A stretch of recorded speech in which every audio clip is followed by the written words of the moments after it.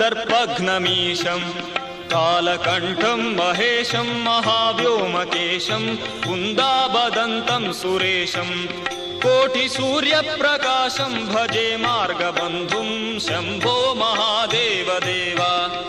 शिव शम्भो महादेव देव शिव शम्भो शम्भो महादेव देवा।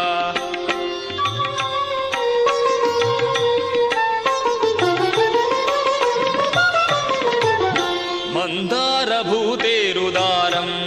मन्थरागेन्द्रसारं महागौर्यदूरं सिन्धूरदूरप्रचारं सिन्धुराचातिधीरं भजे मार्गबन्धुं शम्भो महादेव देवा शिव शम्भो महादेव